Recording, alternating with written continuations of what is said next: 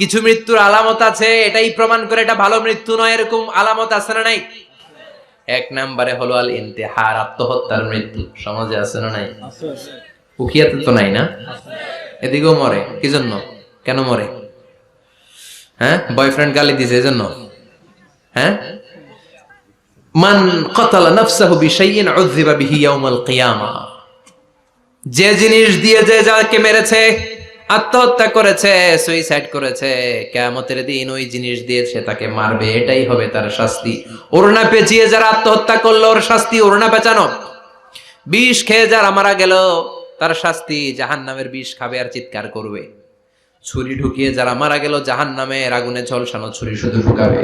আল্লাহ আত্মহত্যা থেকে বাংলাদেশে বাঁচাও, আমাদের ছেলে মেয়েগুলারে বাঁচাও। চিৎকার দিয়ে বলেন আমিন। আত-তাআক্কুদ ফিল লিসান ফিলা ইলাহা ইল্লাল্লাহ। আজীবন কালেমা পড়ে নাই, আজীবন কালেমারে বাস দিয়েছে, এখন মরার সময় সবাই কয় কলমা পড়েন, কলমা পড়েন। এখন পড়তে চায় মাগার মুখ দিয়া বাইর হয় না। আছে না নাই? এরকম ডাকায় দুখিয়াতে নাই? কলমা পড়তে পারে না, আটকায় যায়, মরে গেছে। এই মৃত্যুটা কি ভালো? কথা বলে ফি হালাতি শুরব, অনেকে মদ খাইতে খাইতে মরে।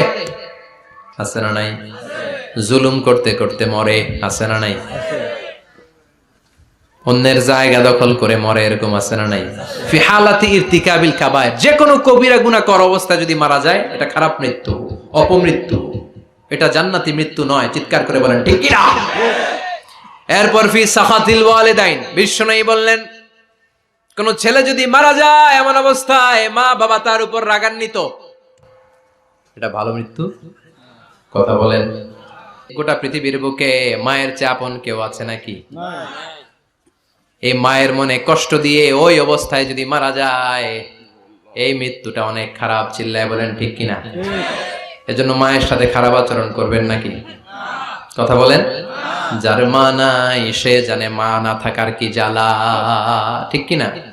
যখন রাত্রি নিঝুম এই চোখে ঘুম, একলা শুধু ঘরে তোমায় মনে পড়ে মাগো, তোমায় মনে পড়ে।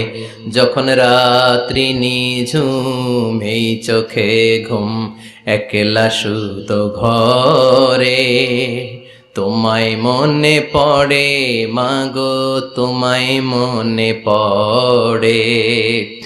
এজন্য মায়ের দোয়া সবচেয়ে বড় দোয়া।